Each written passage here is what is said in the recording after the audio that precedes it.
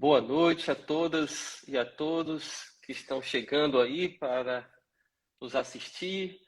Hoje é terça-feira, 7 horas da noite, então estamos começando mais uma live. Aí as lives que estão sendo promovidas pela editora Juspódio, em parceria aqui com o Dizer o Direito e com os autores da coleção Manuais Dizer o Direito, né? Então, eu queria cumprimentar todos que estão entrando aí, que estão chegando, que estão prestigiando, né, com essa audiência tão importante para a gente. E já vejo aí o meu amigo Renério, né, pronto, preparado para dar um show. E Tudo aí, bem, professor? Renério? Tudo beleza? Tudo tranquilo? Tudo ótimo. Muito animado aí com a sua aula, que vai ser com certeza Sim, muito sim. elucidativa para todos nós.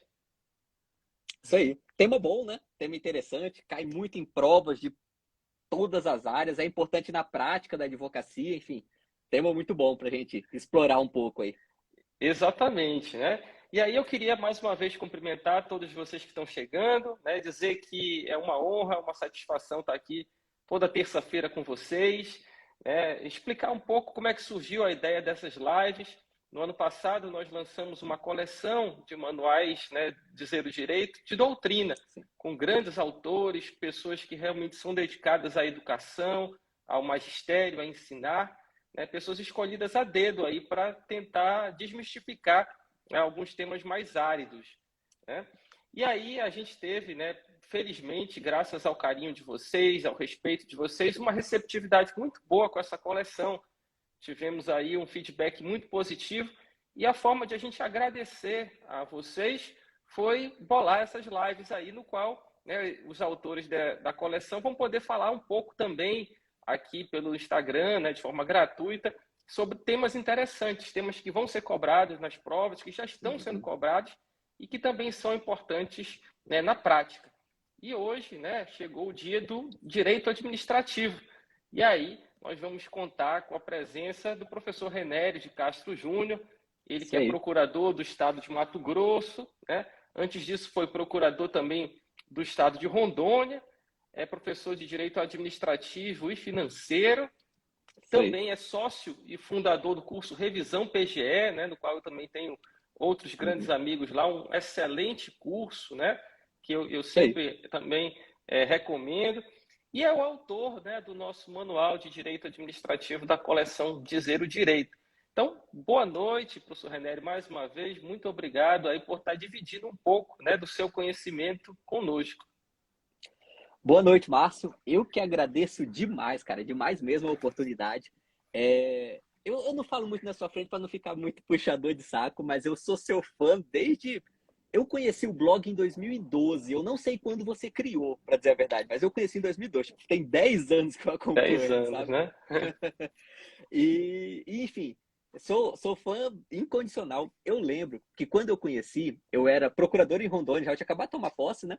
E aí tinha. A minha assessora era muito minha amiga, assim, a gente conversava, né? E ela estudava para concurso ainda. Aí eu fui e falei para ela: ó, esse blog aqui é muito bom. Ele tá facilitando muito estudar jurisprudência e começa a ver logo, porque eu não sei se esse cara vai aguentar fazer isso muito tempo, sabe? Eu já falei para ela pegar logo e aproveitar enquanto dava, assim. Porque ou ele vai parar ou vai começar a cobrar, não é possível, sabe? E tá aí, há 10 anos fazendo um trabalho incrível, assim.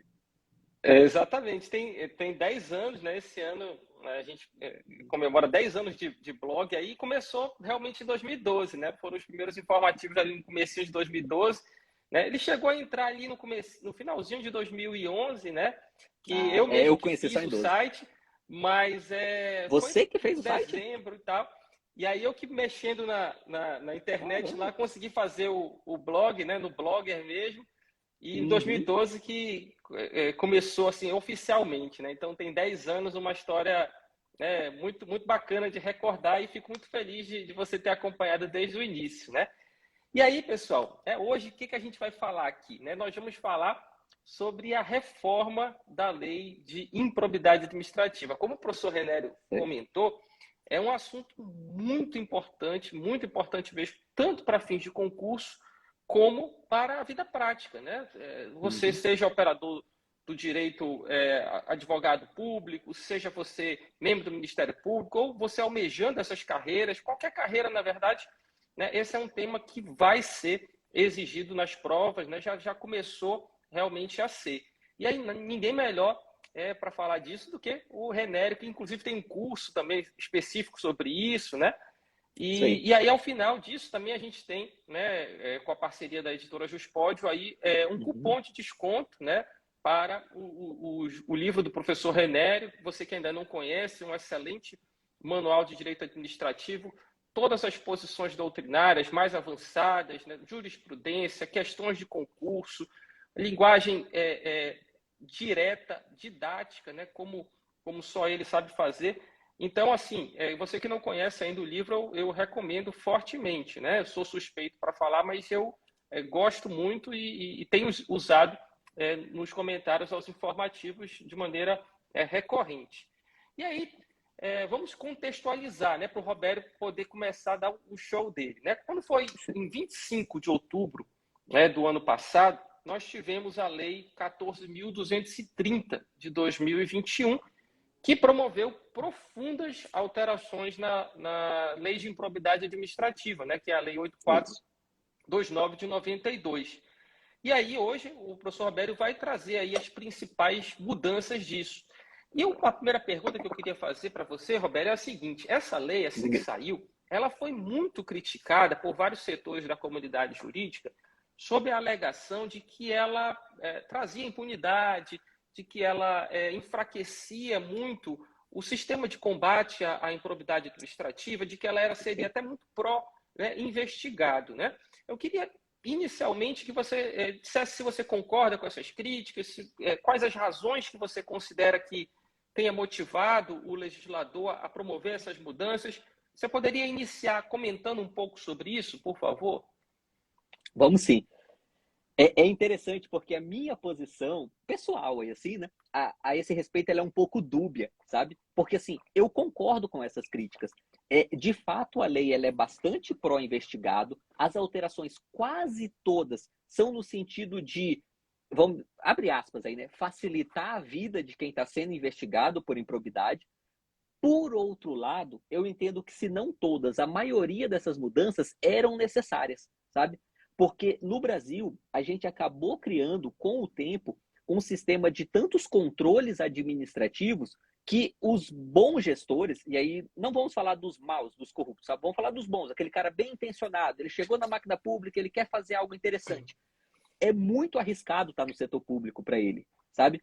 Ele corre o risco de ser responsabilizado pelo Tribunal de Contas, pelo Ministério Público, pela Procuradoria, pela Controladoria, algumas dessas instâncias se valendo do Poder Judiciário, outras não, outras administrativamente mesmo, de tal forma, assim, é uma quantidade tão grande de leis, de normas, e, o que é muito pior que isso, é uma subjetividade muito grande na interpretação dessas normas, de tal forma que criou um cenário que a doutrina começou a dar um nome, que eu acho interessante esse nome, que inclusive caiu em prova, caiu agora, tem um mês, lá para procurador de contas no DF, é o apagão das canetas, sabe? Eu lembro que eu coloquei essa expressão do livro, e aí eu fiquei assim, ainda não caiu, mas um dia vai cair, nesse dia eu vou poder falar, eu já tinha colocado e tal, sabe? Aí caiu agora lá para procurador de contas do DF. A ideia é a seguinte, olha, é tanto controle, e esse controle é feito de uma forma tão generalista e tão, de certa forma, tecnicamente solta, sabe? Que o gestor, ele fica com medo de decidir. E aí a gente criou o que se chama de direito administrativo do medo, que gera esse apagão das canetas, né? O gestor, ele olha e fala, ó, quer saber? Pensa ali, o secretário municipal de saúde. O secretário municipal de saúde, ele pode não fazer nada pela saúde do município. Simplesmente vai pagando, faz licitação, paga os contratos, contrata professor, aposenta outros professores e só. Não faz mais nada. Ele vai ser responsabilizado por, vamos dizer assim, não fazer nada? Não. Provavelmente não. Agora imagine que ele resolva inovar. Que ele fale, quer saber? Vamos colocar aqui no contraturno atividades extras e lúdicas para as crianças, sabe? Vamos melhorar a educação do município, vamos fazer coisas extras. A chance dele ser responsabilizado se uma coisa extra dessa der errado é grande, sabe? Ainda que não haja dolo algum. só simplesmente porque ele, por uma política pública que não funcionou como ele previu inicialmente, deu um pouco errado, então ele pode ser penalizado aí na modalidade culposa, inclusive por improbidade administrativa, isso na redação antiga da reforma, né? Então, assim, por causa de todo esse cenário, que eu digo, a minha posição pessoal é dúbia, sabe? Eu acho que em algum momento as leis forçou a mão, vamos dizer assim, na impunidade, sabe? Tem algumas modificações que eu particularmente não gostaria que estivessem lá, mas no geral eu entendo essa necessidade da gente dar um pouco mais de segurança jurídica para quem está cuidando da coisa pública. Vou dar um exemplo prático, tá, Márcio? Só um exemplo assim, rapidinho. Tem um colega meu, procurador aqui em Mato Grosso, há alguns anos, teve uma situação específica em que a União ela estava com um projeto de fazer escolas técnicas, sabe? Acho que é Proatec, Pronatec, enfim. É um projeto nacional de escolas técnicas. E o estado de Mato Grosso tinha uma escola técnica muito mal gerida. A União, através do Ministério da Educação, falou, olha, vamos assumir a gestão? Estado, passa para a gente a gestão dessa escola, que era uma escola ligada ao agro, né? Enfim, a questões rurais que são relevantes para o Estado, né? Então, falou, passa para a gente essa gestão, que aí nós vamos fazer tantos investimentos, e colocou lá todos os investimentos que eu fazer e tal, um projeto aparentemente bem estruturado da União. O que esse meu colega fez? Ele fez o parecer falando, olha, podemos fazer a doação dessa escola, ela vai estar melhor gerida pela União. Ótimo, passou isso daí, foi feita a doação. Um ano depois, ele estava sendo investigado, ele e outros, investigado por improbidade, porque tinha dilapidado o patrimônio estadual, fazendo essa doação para a União, sabe? E aí, assim, ele ficou respondendo por improbidade, ele por uns 2 anos, respondendo não ação judicial, né, mas essa investigação, o que, para quem, assim, para de repente, quem abre a investigação de um inquérito civil por improbidade, não tem tanta essa noção. Mas para quem é investigado, é muito penosa essa situação. Porque, assim, ele é um colega servidor público, sabe? Ele tira toda a fonte de renda dele da atividade de servidor público. Enfim, isso é a vida dele. E aí, de repente, tem uma ação, porque ele fez uma atitude totalmente de boa-fé e que tem respaldo jurídico, tem interpretações a favor e contra, o Estado fazer uma doação pura e simples para a União sem contrapartida, mas tem interpretação jurídica razoável, o serviço seria prestado de forma melhor pela União, sabe? E aí ele ficou respondendo a esse inquérito por improbidade por um tempo. E aí, veja, é uma questão totalmente subjetiva da interpretação normativa, né? Então é para evitar esse tipo de cenário que essa reforma, a meu ver, tem alguns méritos, embora tenha uns deméritos que a gente trata daqui a pouco também. Bacana. Não, realmente isso é muito interessante que você falou. Essa expressão, ela é muito atual, né? E realmente eu conheci essa expressão até pelo seu livro, né? Lendo o seu livro. E esse movimento, ela começou, né? Ele começou até um pouco antes, né? Com a nova LINDB, né? Que já trouxe ali algumas ressalvas, né? Algumas garantias, né? Para o gestor público, e culminou aí com a reforma da lei de improbidade, né? Porque, na verdade, assim, às vezes a gente até comete o equívoco de falar nova lei de improbidade, mas, na verdade, não é. Ela, apesar de ter sido amplamente alterada, mas a lei, né, continua sendo a mesma com as alterações da 14.230. E aí você falou sobre subjetividade, né? E aí já me lembrou aqui do elemento subjetivo do ato de improbidade, né? Que foi uma das primeiras aí, grandes mudanças da 14.230, né? O que aconteceu, né? Antes, a gente tinha aí uma hipótese de dolo e culpa, né? No artigo 10, e aí o legislador excluiu a culpa, né? Eu queria que você comentasse, explicasse, né? De forma muito melhor do que eu falei agora, para quem está aqui nos assistindo, por favor. Isso aí. Essa é uma das modificações que eu defendo muito na reforma. Defendo mesmo. Até porque improbidade, até se você buscar o sentido da palavra, é desonestidade, né? Alguém ímprobo é alguém desonesto, um ladrão, em aspas aí, né? Em sentido leigo, assim. Já quem comete um ato culposo pode ser descuidado, pode ser negligente, mas não é alguém desonesto a priori por causa disso. Então, realmente, me parece que a modalidade culposa não é pertinente aos atos de improbidade. Antes da reforma, nós tínhamos a possibilidade de o agente responder por culpa na hipótese do artigo 10, como você falou, que é quando nós temos lesão ao erário. Ou seja, alguém que causasse um prejuízo ao erário de forma involuntária, tá? Mas ali que tenha incidido em culpa, né? Negligente, imprudente ou imperito, para puxar um pouquinho aí do Código Penal, ele poderia responder por improbidade justamente por ter lesionado o erário. Agora não pode mais. Então agora com a nova redação, não pode mais responder por culpa, só dolo, e mesmo esse dolo, ele tem algumas balizas ali que a lei traz, sabe? Em vários incisos ali dos artigos 9º, 10 e 11, exige um dolo específico, né? Então, exige um dolo de, naquele caso específico, você causar uma lesão ao erário ou você enriquecer ilicitamente. Não basta pura e simplesmente o dolo genérico, vamos dizer assim, tá? E aí, por exemplo, o parágrafo 2º do artigo 1º, ele traz, né, ali ele vai qualificar o dolo e ele vai falar o seguinte, ó, não basta a voluntariedade do agente. Então, veja, esse dolo não é simplesmente porque o agente agiu querendo agir. É que ele agiu querendo agir para lesionar o erário ou para enriquecer ilicitamente ou para violar algum princípio da administração. Bacana. E você acha, até isso é bem interessante, talvez a gente não tenha nenhuma resposta ainda acabada, a gente vai depender aí da testagem da lei pela jurisprudência, mas você acha que esse dolo específico, ele é exigido para todos os incisos dos artigos 9º, 10 e 11 ou para alguns só, né? O dolo genérico, assim, ele acabou, né, com a 14.230, qual a sua opinião aí, mais pessoal até do que, né, uma certeza sobre isso? Isso.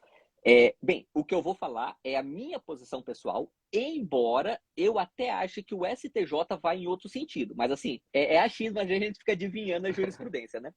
Qual é a minha visão? A minha visão, o dolo genérico não acabou, tá?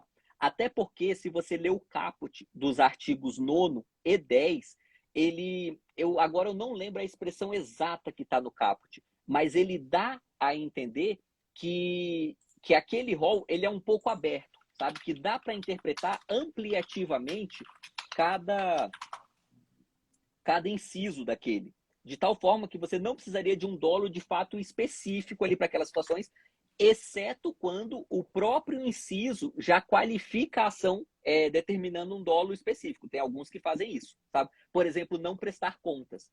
Não prestar contas é com um dolo específico de esconder alguma coisa, sabe? Não é simplesmente não prestar contas. E esse não prestar contas é de quem gere algum recurso público, né? Através de um convênio ou de algum daqueles atos ali do terceiro setor, sabe? Então, nesse caso, nós temos claramente um dolo específico exigido pela lei. Em outros casos, não. Então, eu penso que nesses outros, vale o dolo genérico. Mas me parece não ser essa a intenção do legislador, sabe? Pensando ali no que o nosso Congresso estava fazendo na época e nas discussões ali no Congresso Nacional. Então, eu penso que o STJ tem uma chance muito grande dele ir em outro sentido. Dele falar, não, todos os incisos demandam dolo específico, sabe? Certo, então, bacana, falou, muito interessante. Certo. A gente vai ter que aguardar. Talvez improbidade seja o assunto que a jurisprudência do STJ é mais importante em todo o direito administrativo, né? E com essa reforma nós ainda não produzimos essa jurisprudência. Então, os próximos anos ainda vão ser movimentados aí. É verdade. Assim, a quantidade de julgados sobre improbidade é enorme, né, no STJ. Sim. E a gente observa que a Lei 14.230 ela dialogou muito, né, com a jurisprudência do STJ, seja para confirmar alguns entendimentos, seja, né, acho que talvez na sua grande maioria, para refutar, né, alguns entendimentos. Né? Houve aí uma espécie de reação legislativa para alguns entendimentos do STJ a respeito de improbidade. Né? E aí fica até essa dica para os candidatos que estão prestando concurso, para que fiquem atentos, né, para aquilo que a Lei 14.230 alterou de entendimentos do STJ. Né? E aí, uma dessas alterações, uma alteração muito evidente, foi quanto à tipicidade dos atos de improbidade administrativa. Né? Antes a gente tinha aí 4 artigos que falavam sobre improbidade, né? que a gente tinha o nono, o 10, o 10A e o 10A. 11. O 10A foi incorporado como um inciso, então deixou de existir, né, em boa hora, porque realmente ele estava Sim. ali como um penduricalho, né? Sim. E o nono, 10 e 11, uma questão bem interessante que eu ia pedir para você comentar, diz respeito à taxatividade, né? Principalmente do artigo 11, que era ali um rol notadamente aberto, no qual você incluía Sim. muita coisa com base nos princípios, né? Queria que você explicasse isso aí para quem está nos vendo e nos ouvindo. Então, qual era a ideia antes da reforma? Essas listas dos artigos 9, 10 e 11 eram listas exemplificativas. Então, quando estava lá escrito que determinada conduta era um ato de improbidade, não excluía as outras condutas que, por alguma forma, violassem um princípio da administração pública ou que lesionasse o erário ou que gerasse um enriquecimento ilícito. O que gera um problema prático grande, né? Porque, olha só, a improbidade em si, ela é uma espécie de qualificação do ilícito administrativo, sabe? Mais uma vez, fazendo uma analogia aí com a doutrina penal, né? A improbidade é a última ratio no direito administrativo, sabe? Não é porque um ato, por algum modo, viola uma norma que automaticamente ele é um ato ímprobo. Agora, se a gente considera que violar os princípios da administração é improbidade administrativa por si só, então praticamente todo ilícito será improbidade. Porque nós temos tantos princípios administrativos, eu nem lembro quantos eu cito no livro, mas deve ter bem uns 20, sabe? E eles são tão diversos e cruzados entre si que é praticamente impossível você tomar alguma atitude que de alguma forma viole qualquer preceito que não seja uma violação a princípio. Então, nesse sentido, qualquer atitude minimamente ilegal já seria um ato de improbidade, sabe? E era assim que o STJ convalidava, interpretava a lei, e de fato era assim que estava escrito na lei. O STJ estava bem correto nessa interpretação mesmo. Agora, com a modificação feita pelo legislador, agora nós temos uma tipificação de fato. Os tipos de improbidade, agora eles estão um pouco mais semelhantes aos tipos penais mesmo, sabe?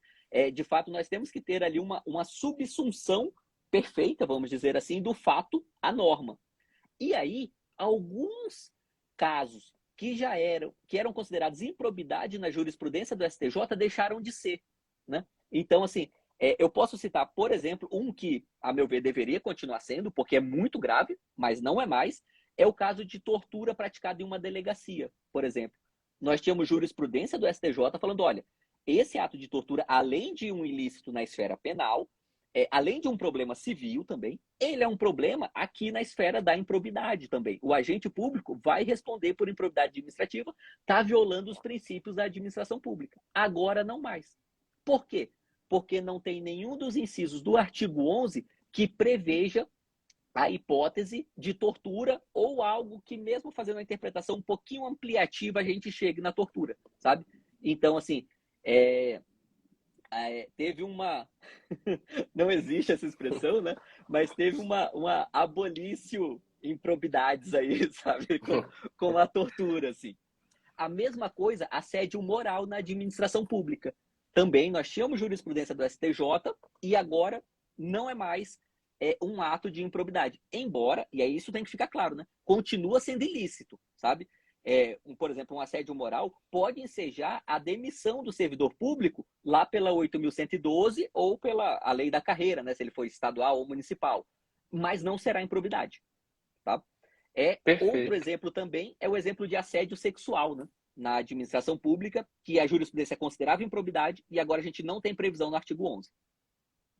Perfeito, é isso mesmo. Então, pessoal, vocês repararam aí o que o professor Renério falou, né?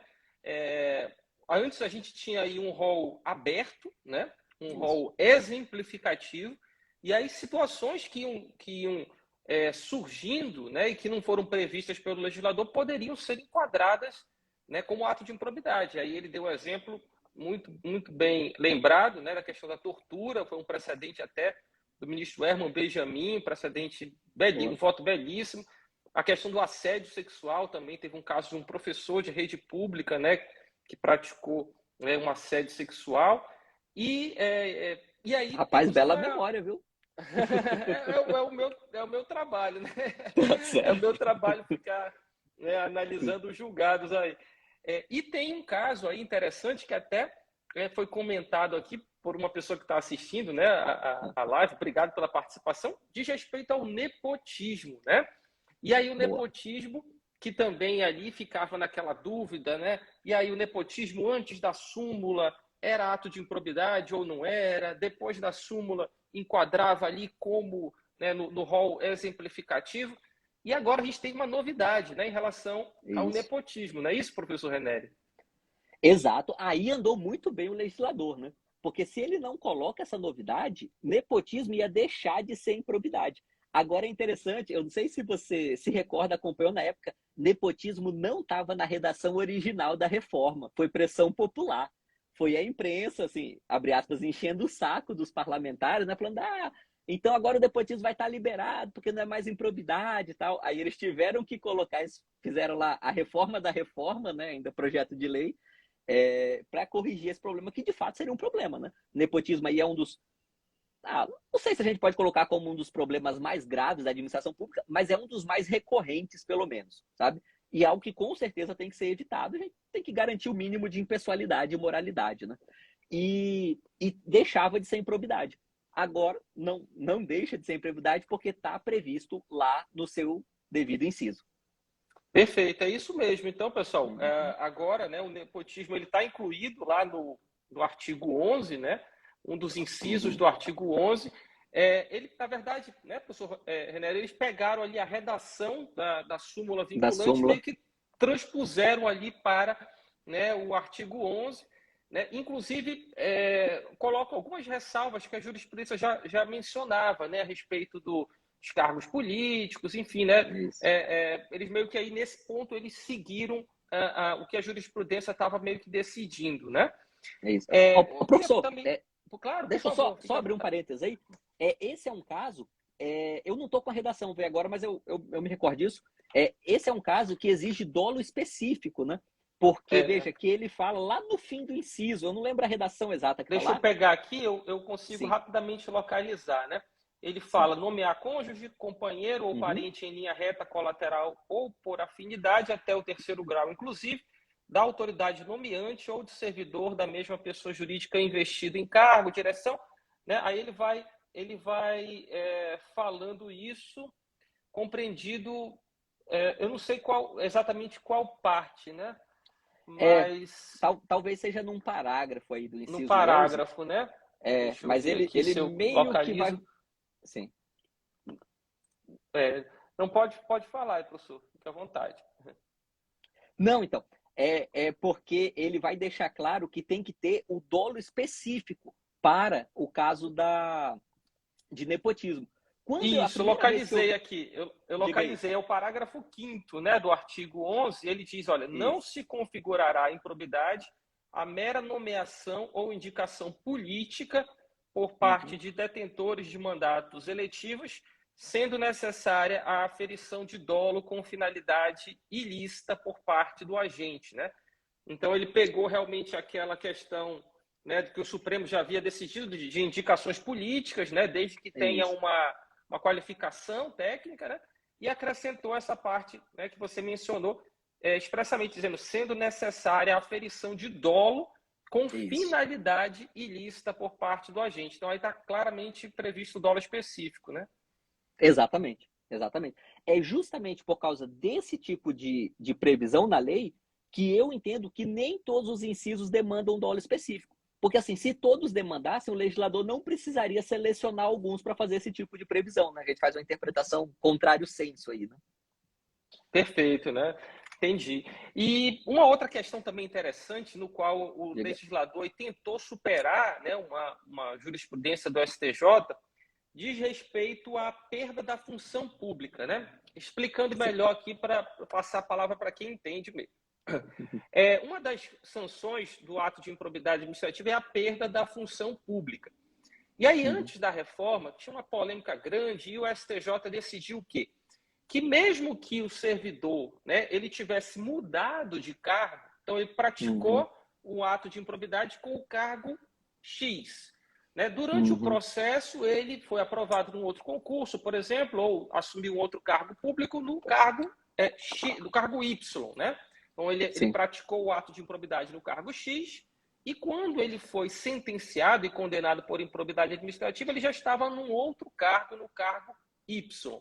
Né? O STJ falou, olha, ele vai poder perder o cargo desse que ele está ocupando atualmente, mesmo que não tenha sido o cargo no qual ele estava no momento da prática do ato.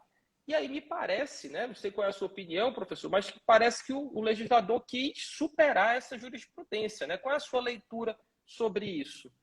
Ah, certamente ele superou essa jurisprudência, exceto se a gente considerar inconstitucional essa previsão, né? Há uma possibilidade disso acontecer e seria uma espécie de vedação à proteção insuficiente da moralidade administrativa, né? Talvez o STF vá nesse sentido, mas isso é uma conjectura muito distante. Assim. O que a gente tem na prática hoje a lei deixa muito claro que só perde o cargo atual se o ato de improbidade foi cometido no cargo atual, né? E assim, isso é uma norma que privilegia muito os políticos, né? Porque os cargos deles, naturalmente, são cargos temporários, né? Em regra, 4 anos, às vezes 8, Senado, mas a regra é 4 anos. Então, assim, pela própria lógica de uma investigação complexa, como costumam ser as investigações por improbidade, e do processo em si, que também é um processo complexo, não é um processo simples, tem muitos mecanismos de prova, de cautelares, de, enfim, garantias de ampla defesa e contraditório, é muito comum que demore mais que 4 anos, né? Então, nós vamos ter várias hipóteses em que é impossível aplicar essa sanção de perda do cargo público. Lá no começo aqui da live, eu falei que eu gostava da reforma, assim, genericamente, mas tinha vários dispositivos que eu achava péssimo. Esse é um deles. Esse é um deles. Ele cria uma injustiça, assim, não é injustiça a palavra certa, um incentivo à corrupção, vamos dizer assim, sabe? Ele não gera uma punição onde deveria gerar, sem criar nenhuma segurança jurídica mais para o agente público, sabe? Eu não vejo como o fato de você impedir a perda do cargo atual vai ajudar o gestor público a tomar decisões melhores e tal. Não me parece que seja o caso, sabe? Você tirar a possibilidade de improbidade por culpa me parece ser o caso. Realmente você deixa o gestor ali um pouquinho mais livre para, não tendo dolo, né? Não sendo um gestor desonesto, ele de repente errar em alguma coisa ou outra, mas ter uma boa intenção no geral, sabe? Já nesse caso não, só gera impunidade mesmo.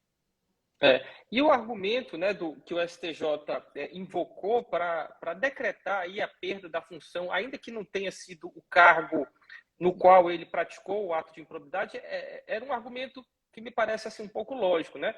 Porque o STJ falava, olha, se ele não tem condições aí de ocupar aquela função pública em decorrência de um ato de improbidade, ainda que ele tenha mudado para uma outra função, né, ele continua sem aquele requisito objetivo ali, que né, a falta da probidade administrativa, né?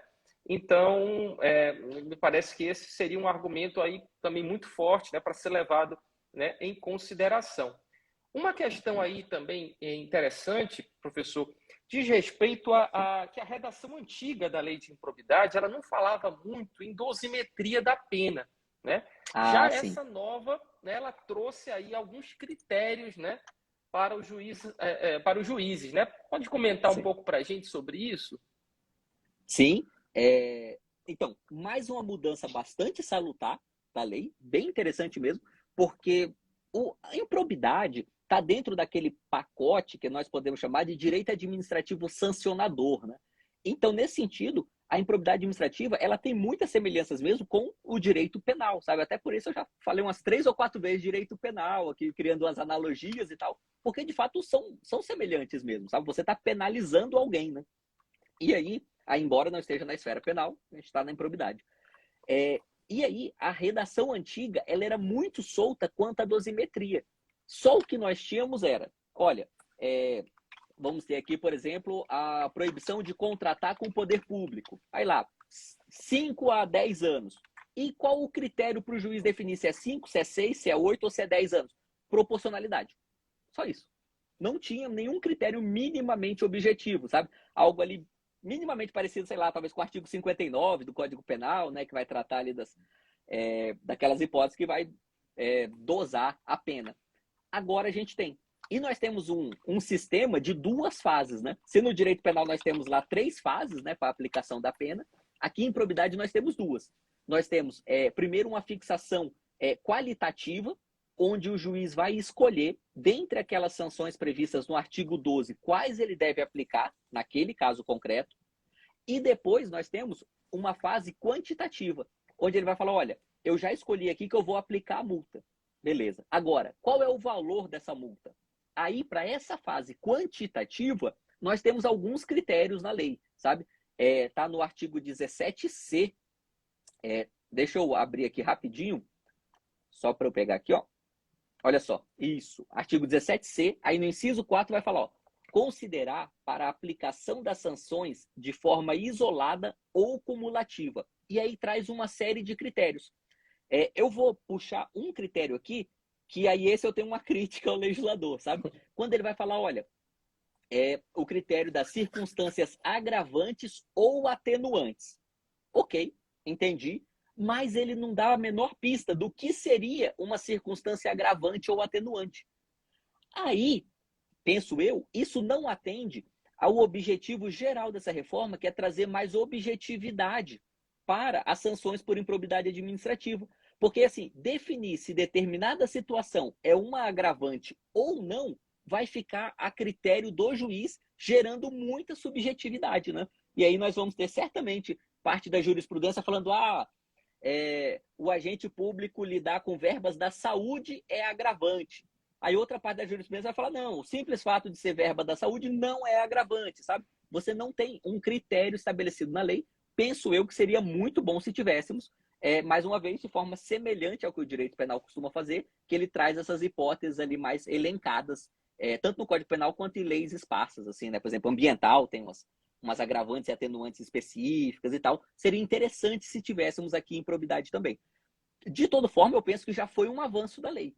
Já estabelecer uma série de critérios para essa dosimetria, né? Então ele vai falar, por exemplo, o proveito patrimonial do agente é um critério, especialmente aí, claro, lá no artigo 9º, né? Que é o enriquecimento ilícito, que faz todo sentido, né? Quem cometeu um ato de improbidade e enriqueceu mais, deve ter uma sanção maior do que quem enriqueceu menos. Da mesma forma, a extensão do dano ao erário. É muito diferente alguém que por um ato de improbidade causa um prejuízo de 10 mil reais de alguém que causa um prejuízo de 10 milhões de reais. Então, esses são critérios que a lei trouxe que já me parece um bom avanço com relação à redação antiga que nós tínhamos aí. Perfeito. E falando em sanções, né, professor Renério, Uhum. a gente teve aí um abrandamento muito grande em relação ao artigo 11, né? O artigo 11, para quem não está com a lei, aí ele trata dos atos de improbidade que causam ofensa, né? Atentam contra os princípios da administração pública. E aí houve, na Lei 14.230, algumas alterações no regime de sanção, né? E do caso do artigo 11, me parece assim que ele quis deixar esse artigo como uma improbidade menos grave, né? Inclusive, promove aí diversas alterações mais brandas, não é isso? O que você pensa sobre esse assunto? Certamente essa foi a intenção do legislador. E se você prestar atenção lá no artigo 11, é basicamente multa, né? Tirou as outras hipóteses de sanção ali, por exemplo, perda do cargo público, se não me engano, não é mais previsto para o artigo 11.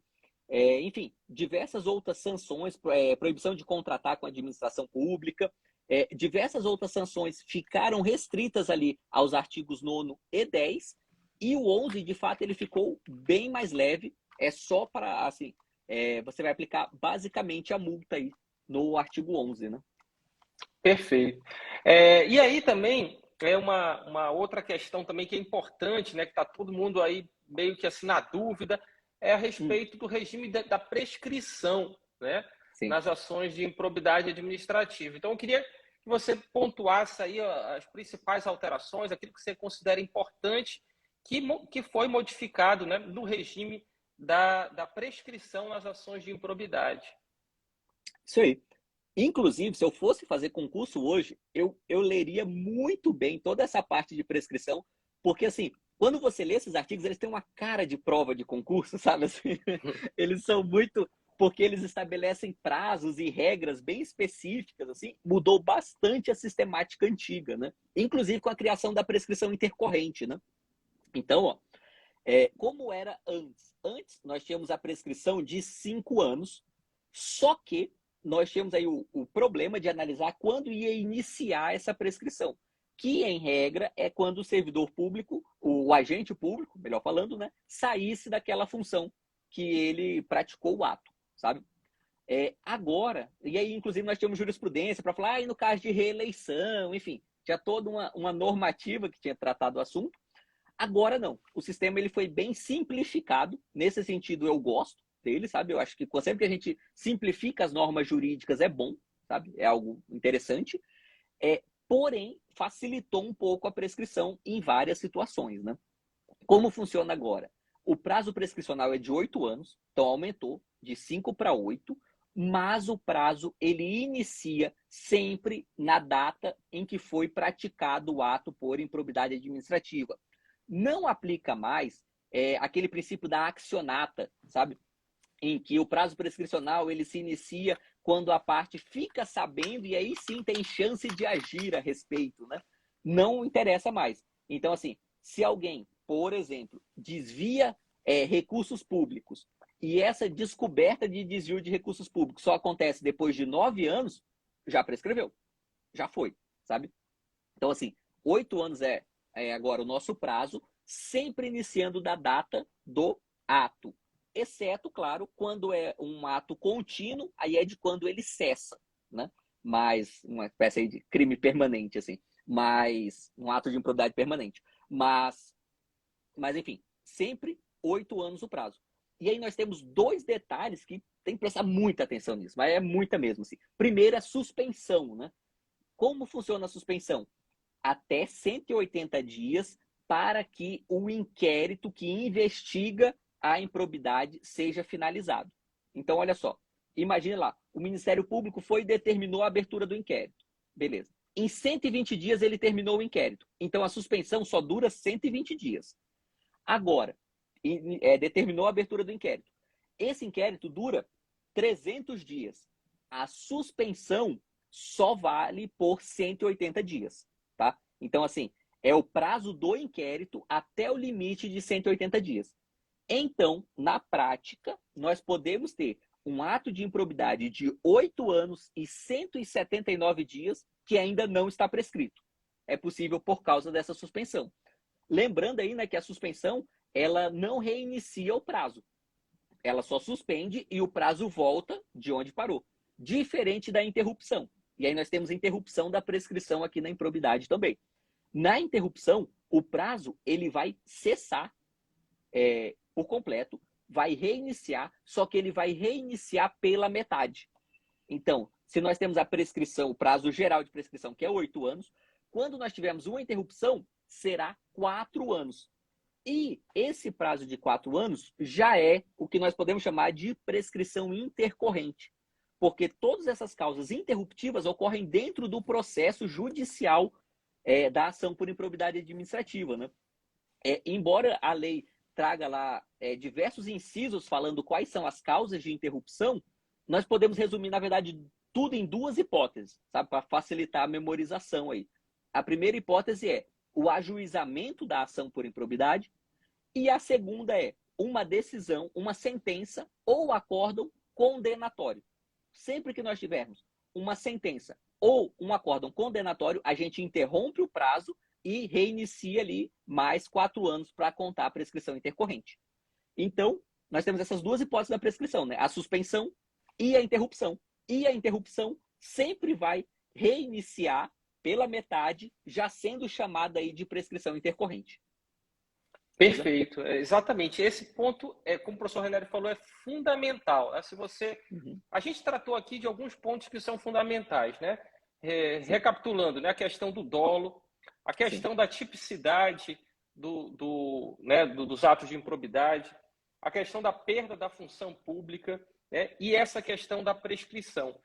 E, especificamente, esses dois pontos que o professor Renério mencionou. Prescrição intercorrente, antes não havia, né? A gente tinha julgados do STJ dizendo que não existia prescrição intercorrente na improbidade administrativa, e agora a gente tem expressamente. E a interrupção da prescrição, que o prazo volta pela metade, né? Então, são esses assuntos assim que mais têm chance de serem cobrados nas provas. E aí, eu vou anunciar, antes de fazer aqui a pergunta final, né? Eu queria anunciar aqui o código, né? O cupom de desconto que foi oferecido aqui pela editora Juspódio, né? Para o excelente livro do professor Renério, Manual de Direito Administrativo. O código, né, para você adquirir o livro com R$ 15 de desconto é Renério15, né? É o nome do Legal. professor Renério, Renério15, lá você coloca e você tem R$ 15 de desconto. Esse desconto oferecido pela editora Juspódio, ele vai até a meia-noite do dia, né, de hoje, é 11h59, né, do dia de hoje, e ele também Só até vale para os meia-noite, cara. outros livros da coleção, tá? E aí, professor Renério, talvez eu tenha deixado para o final aqui a pergunta mais polêmica, né, sobre o tema, né? A reforma da lei de improbidade aí, ela tem efeitos retroativos ou não, né? Essa é boa mesmo. O que você responde aí? O que você orienta os alunos? Qual é a sua opinião? O que você orienta? O que o Supremo aí está decidindo sobre esse assunto, né? Tem uma ação de relatoria do ministro Alexandre de Moraes, né, sobre o assunto. Essa semana ele proferiu uma decisão também sobre o tema. Queria que comentasse um pouquinho antes de a gente se encaminhar aqui para o final da live. Bem, vamos lá. Assim, dando um passinho atrás, só para entender a situação teórica da coisa, assim, né? Como falei agora há pouco, a improbidade está dentro daquele pacote que nós podemos chamar de direito administrativo sancionador. Direito administrativo sancionador é basicamente aquelas situações em que a administração pública, seja através da própria administração, seja através do judiciário, vai sancionar, vai penalizar alguém em um ato que envolve o direito administrativo. Vai penalizar alguém sem ser no direito penal mesmo, sabe? Então, por exemplo, nós podemos falar em direito administrativo sancionador quando nós estamos falando em multas ambientais, por exemplo, sabe? Ou quando nós estamos falando de alguns problemas tributários que também sejam sanções. Ou, por exemplo, aqueles atos que ocorrem lá no CAD, né? O Comitê de Administração de Direito Econômico, acho que é isso, até esqueci agora o nome exato do CAD. Mas, enfim, em todas essas situações, nós temos direito administrativo sancionador. E o STJ, a doutrina já fala isso há muito tempo, e o STJ tem julgados nesse sentido, julgados antigos e novos também, falando, olha, quando nós estamos falando de direito administrativo sancionador, nós aplicamos a principiologia do direito penal. Justamente porque, embora não seja direito penal, nós também temos a mesma situação. É um Estado investigador e julgador, embora com órgãos diferentes, mas é um Estado investigando e julgando alguém, e que, por isso, nós temos que aplicar aquelas garantias civilizatórias do direito penal. Ok. Improbidade certamente está dentro de direito administrativo sancionador. Ninguém discute isso. Um dos princípios do direito penal é aquele princípio segundo o qual a norma penal benéfica retroage, benéfica ao réu, claro. Enquanto a maléfica, né, aquela mais grave, ela não vai retroagir. No caso da reforma, praticamente tudo é benéfico ao investigado, ou a maior parte, vamos dizer assim, da reforma. Nesse sentido, eu entendo que deve ser aplicada essa nova redação aos processos antigos, aos processos já em curso. E aí eu abro uma exceção, e eu até gostaria de saber se você tem algum posicionamento a respeito, Márcio, porque é um assunto que eu ainda não consegui achar muito material nele.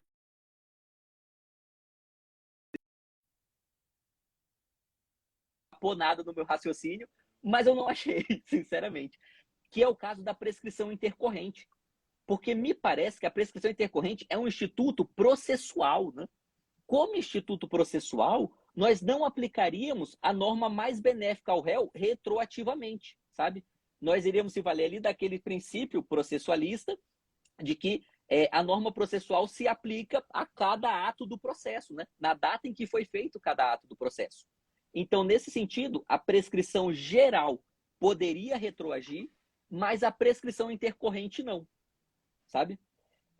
Mas, como eu disse, essa é uma posição pessoal, eu defendo ela no livro até, mas eu admito que ela é a posição hoje que eu não posso garantir que vai ser a posição adotada pelos tribunais superiores. Assim. É a que me parece que tem um bom raciocínio jurídico por trás. Dá para defender essa tese, sabe? Mas a gente não sabe se na edição 2023 ainda vai estar de pé, porque a gente vai ter que ver que o STF e o STJ vão decidir a respeito aí. Realmente é um tema assim bem complexo, né? Me parece assim, numa primeira análise, sem um exame aprofundado, que a prescrição intercorrente, você tomando aí por empréstimo o raciocínio no processo penal, ele seria um instituto de natureza mista, né? No qual a gente tem aí tanto aspectos de processo, e aí atrairia o artigo 14 do CPC, né, de aplicação imediata, mas me parece que também, inevitavelmente, um instituto também ligado ao direito material, né, porque envolve aí a extinção, né, se não da punibilidade, para a gente tomar emprestado aí um instituto do direito processual penal. Então, diante de um instituto de natureza mista, aí eu acho que deveríamos aplicar a mesma regra, né, das normas sancionatórias materiais, né, ou seja, com a retroatividade benéfica e aí retroatividade, né, de inovações maléficas, né, prejudiciais. No entanto, eu confesso que é um tema palpitante, né? É um tema assim, difícil de a gente cravar, né? Mas assim, a gente trata aí da prescrição, né? Tanto em obras de direito civil, de direito processual civil, né? Enfim, tá nesse meio termo. A gente teve, inclusive, uma polêmica que acabou sendo superada, porque a gente teve uma alteração de prescrição intercorrente no CPC por meio de medida provisória, né? E aí qual era a questão? Se for um instituto de direito processual puro, aí essa alteração é inconstitucional, né? Já se for um instituto de direito civil, inclusive eles colocaram no Código Civil para tentar, né, fugir um pouco dessa polêmica, aí seria uma alteração constitucional, né? Eu entendo, em princípio, assim, que seria um instituto misto, né? E aí, portanto, diante disso, se aplicaria as normas de direito material sancionatório. Mas vamos debater mais, depois eu te ligo aí para a gente bater um papo com calma, isso aí, tentar chegar a um consenso, uma conclusão, né? Quem sabe escrever um artigo aí sobre isso. Mas, professor Renério, eu queria, né, agradecer muito a sua presença aqui, o seu tempo, né? A sua didática é incrível.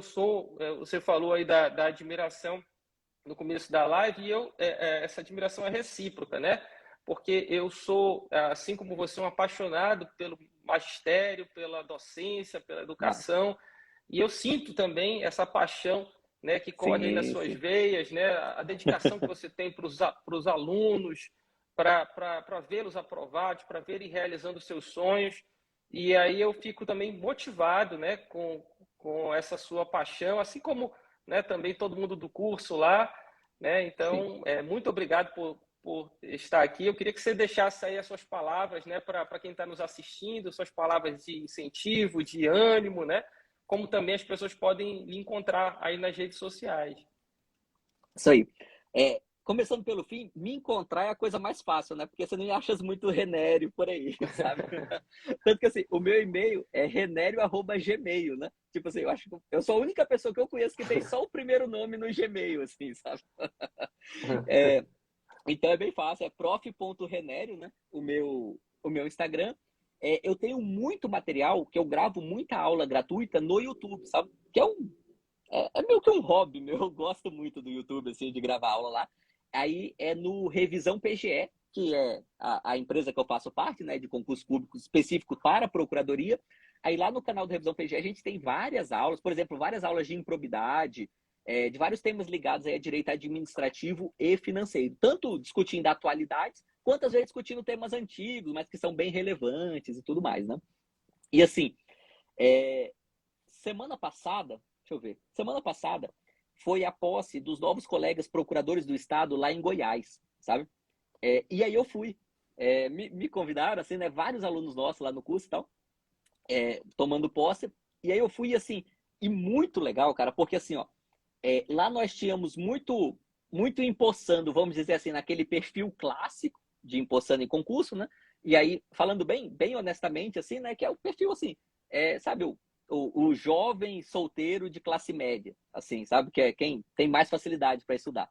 Mas, por outro lado, a gente tinha, por exemplo, uma empossanda na casa dos 40 anos, mãe de 2 filhos, assim, sabe? Então, assim, nós tínhamos muitas pessoas que é gente que se esforçou, todos se esforçaram muito, claro, né? Mas gente que venceu umas barreiras, tinha um empossando deficiente visual, né? O cara cego, sabe? Eu até queria ter conversado com ele para entender melhor o método de estudo dele, como é que ele conseguia ser tão bom, assim, sabe? Mas, enfim, não importa muito a dificuldade que você tem, assim, sabe? Dá para superar, cara. Dá para ir para cima e fazer acontecer, assim, sabe? Então foi uma injeção de ânimo gigante para mim ver aquela galera tomando posse lá na PGE Goiás, que é uma carreira incrível, sabe? Uma carreira sensacional, assim, tanto de remuneração quanto de estrutura de trabalho, assim, sabe? Em vários aspectos, invejável mesmo no bom sentido do termo, sabe? E esse pessoal tomando posse lá, assim, me deixou bastante animado, me deixou bastante empolgado. E eu pensei, cara, todo mundo que, sei lá, por alguma razão tá apanhando aí nesse nosso meio, né? Tanto como advogado, tanto como estudante puro e simples, ou como concurseiro já, tá aí, de repente o cara tá há 5 anos tentando, batendo na trave e não dá certo. Cara, tem um monte de gente que acabou de tomar posse lá, que tava há 3, 4, 5 anos aí apanhando só da vida, e, enfim, e agora ocupa um dos melhores cargos do Brasil, eu não tenho a menor dúvida em falar isso, assim, sabe? Então, assim, persiste, segue o seu caminho, não deixa de ler o Dizer o Direito e vai para cima que dá para alcançar, sim. Que maravilha. Muito obrigado mesmo. Obrigado a todos vocês aí que estão nos assistindo. A gente termina da melhor forma possível com essas palavras tão bonitas, né, e tão sinceras, porque o professor Renério, como eu disse, é um apaixonado pela educação, por ensinar, né? Então, meu abraço a todos vocês. Bom descanso aí, né? Continuem estudando e contem sempre conosco, tá? Um abração, pessoal. Até mais. Isso aí. Valeu, Márcio. Valeu, galera.